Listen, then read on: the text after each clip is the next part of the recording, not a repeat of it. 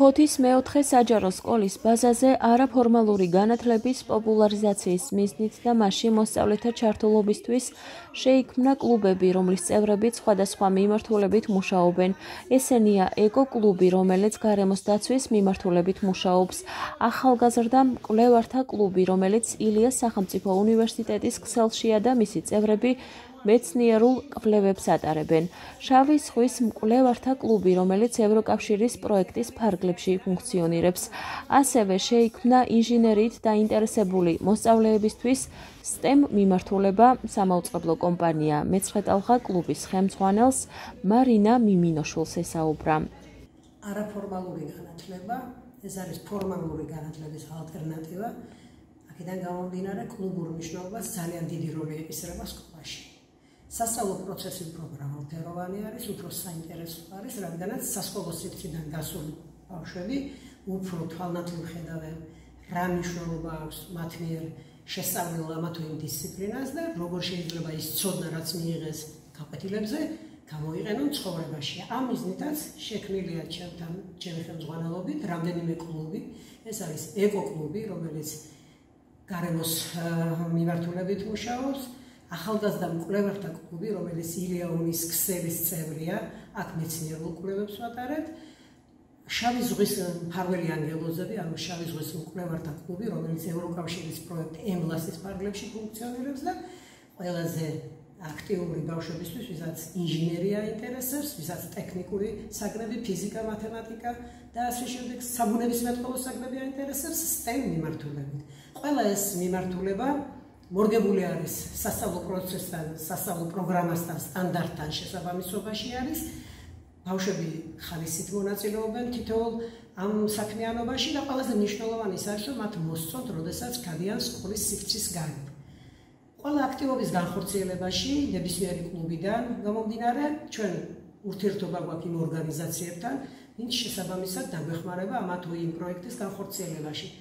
ყველაზე ჩვენი ასაკოვანი კლუბი არის ეკო-კლუბი, რადგანაც ეს ჯერ კიდევ 2000 წელს შევქმნით ეს კლუბი, ჩვენი ეზო არის ასეთი ლამაზი, მწვანე, შემოღობილი, ეს იყო ძალიან ხრიოკი ადგილი, რამდენიმე ხიდ და ჩვენ გამოვეხმაურეთ პატრიარქის შეკრებას დარგი ერთი ხე გაამწვანე გარემო, დაუკავშირდით ეპარქიას, მივიღეთ ნებართვა და ეპარქიის ეზოდან რამდენიმე კვიპაროსის კოლხური, კვიპაროსის ნერგი დავდგეთ პირველად. შემდგომ ძალიან მჭიდრო თანამშრომლობა გვაქვს და მემორანდუმი გაფორმებული დაცულ ტერიტორიებთან, კერძოდ კოლხეთის ეროვნულ პარკთან, ქობულეთის დაცულ ტერიტორიებთან და უამრავი პროექტი, ძალიან ბევრი პროექტი გვაქვს განხორციელებული, როგორც გამწვანების დარგვის მიზნით, ასევე სამეცნიერო თვალსაზრისით, რადგანაც წითელი მუსხის სახეობა კოლხური მუხა გამოვიყვანეთ ეს პანდემიის პირობებში, 40 ძირი ერთეული გამოვიყვანეთ და ეს ნერგები 6 წელი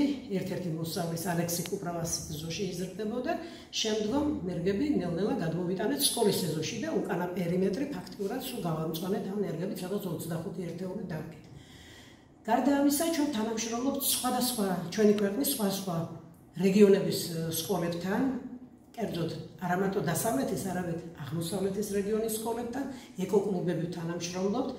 ამისი ნათელი მაგალითი არის ზუგდიდის მერვე საჯარო სკოლას გადავეცით ჩვენი ნერგები გამოყვანილი, ასევე ჩოხატაურის გუთურის სკოლას და ასევე ერისთავების დიდ საერისთავოში ეზოშიც დავდგეთ ჩვენი კოლხური მუხის ნერგი.